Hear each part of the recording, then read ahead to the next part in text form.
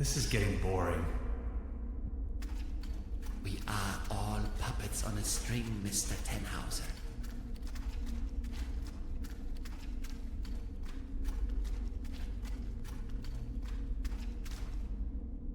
You are nothing but a pawn in my new narrative. Did we seriously just step out of a phone booth? We did. Wait, there is another way? I don't have to answer that. What's it like on the other side? Different. Hard to describe. Just try. How does it feel? The transition, I mean. Hans, we have no time for that right now. Please, I need to know. Well, you can imagine it as a rift, a junction in space-time. Your mind enters a stage of near transcendence. There are no thoughts, no words, no sounds or visions, no sense of self. And suddenly, bam, you see a myriad of possibilities exploding right in front of you. Can you elaborate? I'm not an expert, but, well, I think it's coming from the neural network making up your consciousness. It temporarily disintegrates during the experience and then suddenly reintegrates. The real world, its outlines become somewhat twisted, warped. You may feel some sort of tranquility.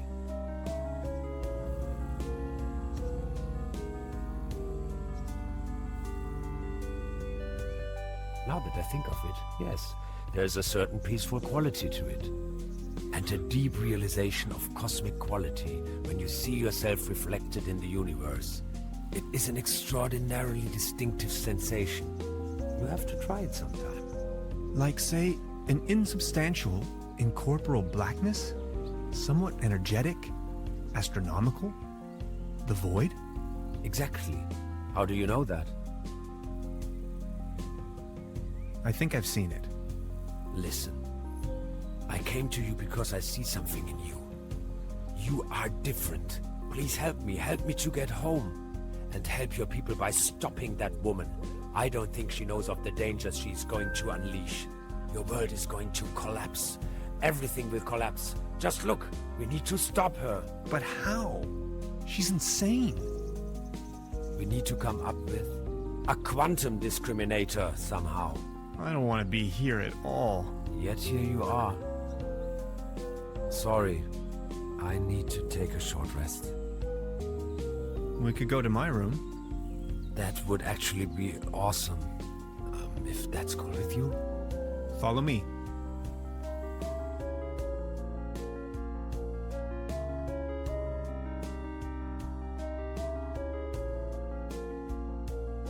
Okay, I went over your plans, and I think I get the idea.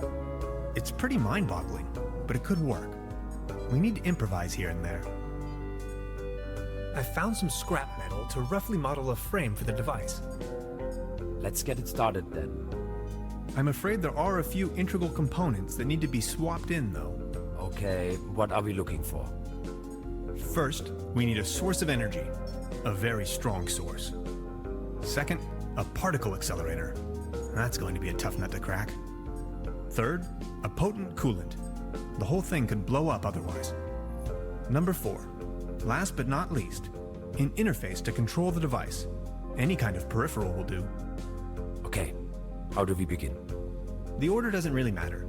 I'll go to the village. Maybe I can find some substitutes for the missing parts. Good, just bring them over. I'm sure I can patch them together somehow. Let's do this. Thank you, Hans. I'd already be dead if it wasn't for you. Oh, you. It wasn't that bad. You are awesome. I just wanted you to know that I'm eternally grateful to have met you. All things considered, dying may not be as bad as I always thought it might be. Don't you say that. Even if I don't make it, you need to stop her. Promise? I'm beginning my search right now. This is the frame for our quantum discriminator. It's almost finished. We just need to attach a few more components. It's still missing an energy source. We also need a coolant. Also, an interface. And last but not least, a particle accelerator. It's the orgone collector. A couple of self-sealing stem bolts. A small collection of hydrinos. An ectoplasm interference oscillator. A hyperlogic coupler. An empty jar.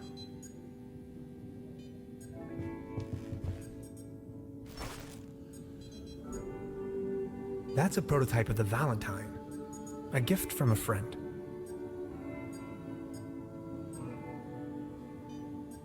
A cosmic slipstream capacitor.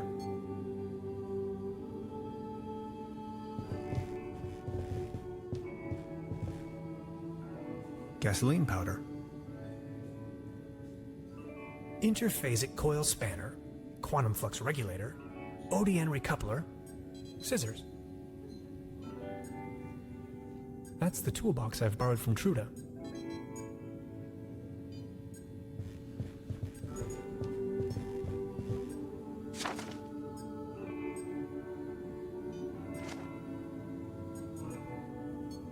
What's that gooey stuff?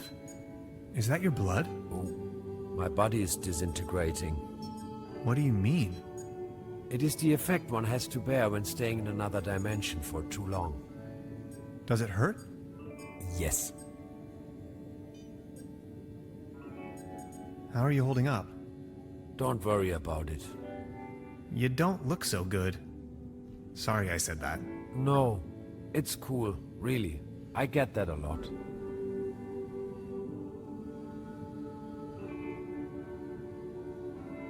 So you really are from another dimension, right? I was fleeing. I just stepped through the portal and crashed here. Are there more of your kind? Here? No. Scattered across manifold dimensions? Probably. But there are certainly beings from other dimensions right around us. Right now. The cat, if you ask me. Fleeing? There were bad things happening back home. And as soon as I stumbled out of the portal, those really wicked scientists got hold of me. They sure love their tests. You really don't want to mess with them. I think I met them too. I escaped, went undercover, and since then, tried to find a solution to finally get home. Which is where you come into play. This is so incredible. All my calculations, all my predictions. It's going to take years of studies to understand. I always thought parallel universes and different realities were a predictable possibility. But this? I don't even know where to begin. Don't worry, you know it in theory. How did you escape? Through the door, when they weren't watching. What were you fleeing from? In your dimension, I mean. Someone blew up our planet. I would rather not talk about it. How did you manage to hide all this time? I made a small fortune playing a card game they fancy here. Doppelkopf. With nines or without? Look at that. With, of course. That's not really what it's all about, though. The old trumps. I had never given the concept of money much of a thought before. I believed it was a rather crazy idea. But I certainly do know how to play. With that money I went into hiding.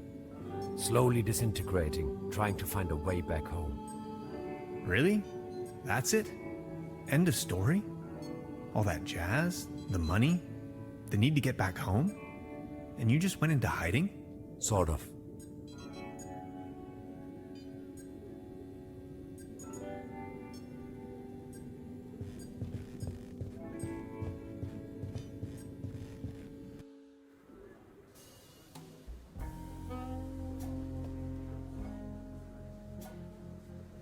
A brand new episode of Twilight Area. There's a brown tube inside. I could use it for the quantum discriminator. The kid will be traumatized for her entire life if I just disassemble her only friend. I don't think I can do this.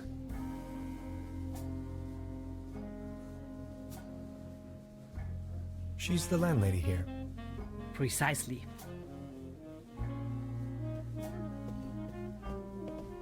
Truda? So, Professor, did you take a look-see around the area? You could definitely say so. You may call off the police. How come?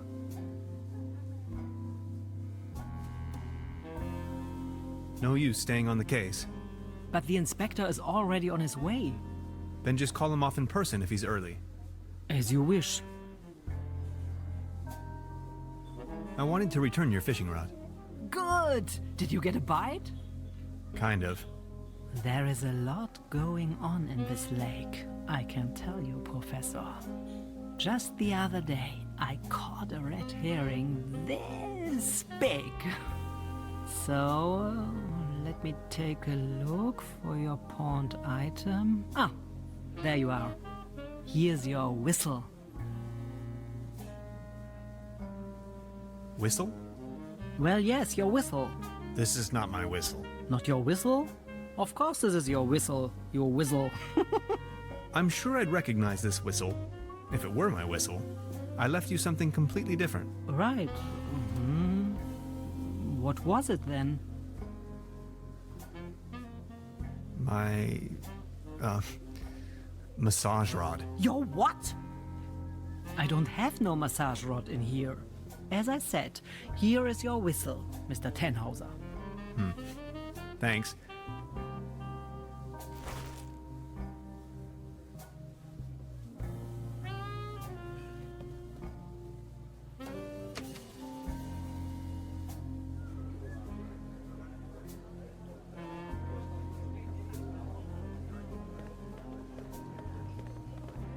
Mr. Tannhauser? Step right up. Hello. How do you know my name? It's a small town. Penelope Hades. My sister and I run the boat rental over at the lake. So, are there any prizes? Our first prize is an all-day boat ride on the Trüberbrook. How much for a ticket? One ticket, 50 pfennigs. But I'm afraid all tickets have been sold. Bummer. I'm sorry. I'll be leaving then.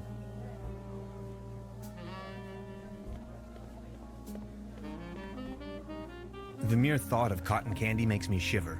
The real thing is just gross. If I keep going, there'll be no more prizes left for the rest of the competition. It's a shooting gallery for kids.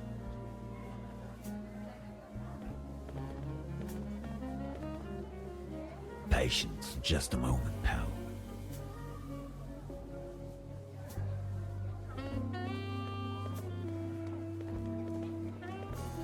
Baron, Mr. Tannhauser, good to see you. the pleasure is all mine. Are you enjoying the festivities? Yes, take a look around. All these lights, the beautiful music. This is my Trüberbrook, in all its splendor and glory. How is Claus doing? He's resting, my loyal Claus. Have you ever heard the name Lazarus Tuft? Taft, yes, a real good-for-nothing. It's not that I don't like strangers, especially if they come as tourists to my beautiful Trüberbrook, but I was suspicious of this Mr. Taft right from the beginning. If you ask me, you better not mingle with him. Oh, I think I already... well... I need to be on my way. Until next time, Mr. Tannhauser. A cone of roasted almonds. 10 pfennigs. I'll have a cone of roasted almonds, please. A cone of roasted almonds right away. There you are, sir.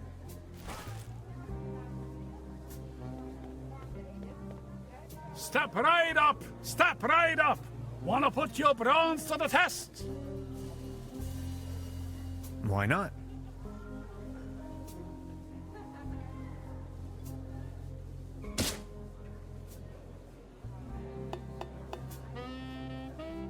Right, all right. That was, not so bad. Just between the two of us. You could use a little dose of vitamins, don't you think? Always remember, a healthy body equals a healthy mind.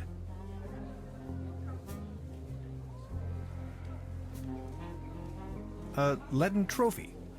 like a trophy made out of lead. He's wearing a violin neck for a peg leg. Arr, beautiful here, ain't it? Barry, what's a sailorman doing out here in the sticks? Well, I don't like water that much. I'm just so happy to be here with both of my feet on dry land.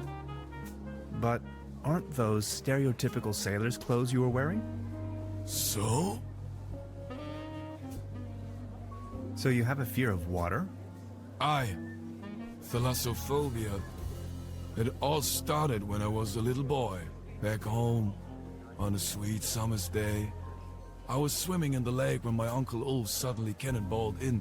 I will always remember these two massive cheeks rapidly closing in.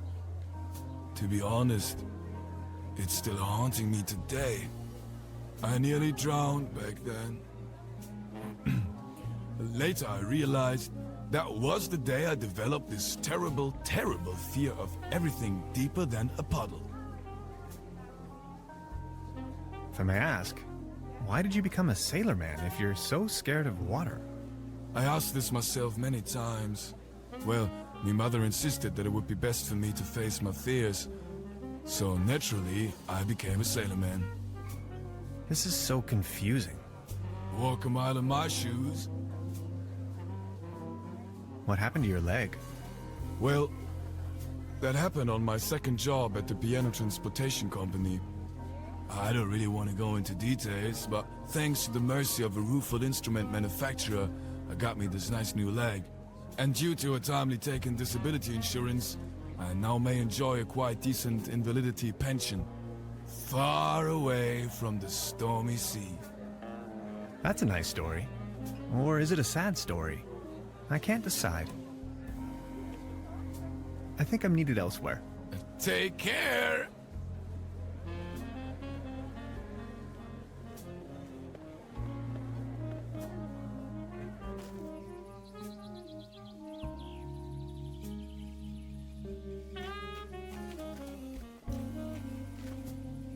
Hans's ice cream. I used to love it when I was little.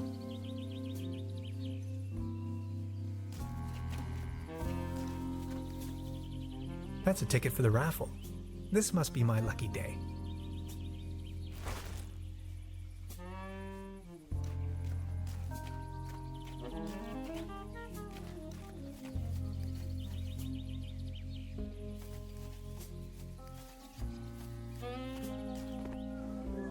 Step right up. Every ticket's a winner. No blanks, guaranteed. Our first prize is an all-day boat ride on the Trüberbrook.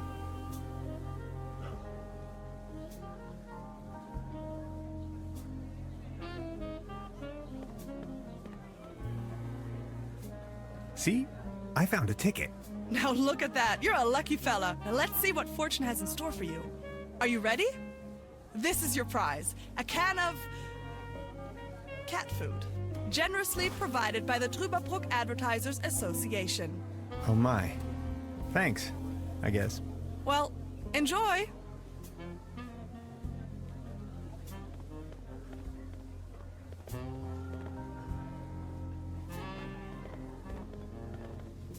Baron, Mr. Tannhauser, good to see you. the pleasure is all mine. I saw you at the raffle, right? Did you win anything? I won a pair of hiking boots. Take a look at me. How am I supposed to wander anywhere? You, on the other hand, Mr. Tannhauser, you look like the type to be struck by wanderlust once in a while. Oh, auf dem gelben Wagen sitz ich beim Schwager vorn. Ja, ja, so war das. What about you? Did you have any luck with your ticket? I won this. Excuse me, is that cat food by any chance? I am asking on behalf of Klaus. He loves cat food. Would you mind making a trade? What do you have in mind? You leave this delicious can of cat food to Klaus and me, and in return, I give you this new pair of hiking boots, size 13. What do you think? Sounds like a perfect deal. So let's make it so. It will be to your benefit.